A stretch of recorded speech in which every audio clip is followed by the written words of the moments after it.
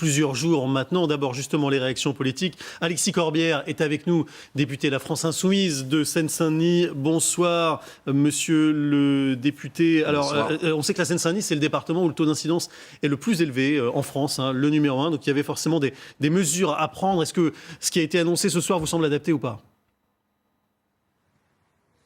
Moi, je trouve pas. Déjà, c'était complexe. Franchement, beaucoup de salariés qui écoutaient ce soir le Premier ministre n'ont pas bien compris quelles mesures nouvelles étaient en cours. Des commerces vont fermer, mais franchement, les entreprises vont continuer, le bâtiment va continuer, tous les ouvriers, tous ceux qui travaillent, tous ceux qui ne sont pas concernés par le télétravail ne vont voir aucun changement. Et ils sont beaucoup dans mon département, en Seine-Saint-Denis. Deuxièmement, même le télétravail. Le Premier ministre demande aux entreprises de mettre en place le télétravail, mais ça ne suffit pas, monsieur le Premier ministre. Vous le demandez depuis des mois. Il faut créer des conditions où, lorsque les employeurs ne veulent pas le faire, il faut un peu imposer. Ou alors, je ne vois pas ce qui va changer. Il y a là des choses qui manquaient de précision.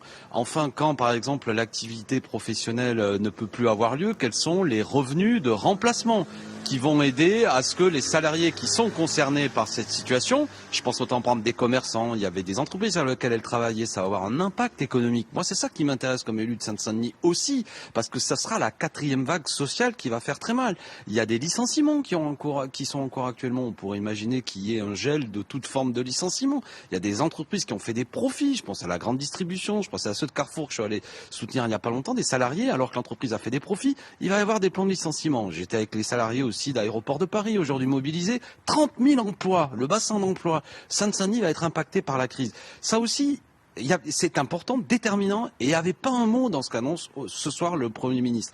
Et aussi, je ne peux pas oublier de dire que selon moi, même si je sais que ça n'est pas l'unique solution, il n'y a pas assez de lits. Il n'y a pas assez de lits de réanimation. 7400 lits ont été fermés depuis 2 ans.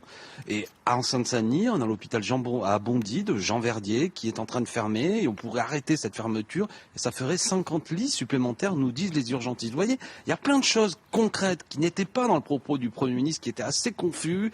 On passe de 18 à 19 heures, on nous dit que certains secteurs, il va y avoir besoin d'une attestation, mais je ne trouve pas qu'il y a les mesures fortes pour casser la dynamique du virus et créer les conditions d'une meilleure accueil, notamment à l'hôpital public. Il aurait fallu des mesures qui ressemblaient plus à ce qu'on a connu au mois de mars, plutôt que des mesures qui ressemblent davantage au confinement du mois de novembre, c'est ce que vous nous dites ?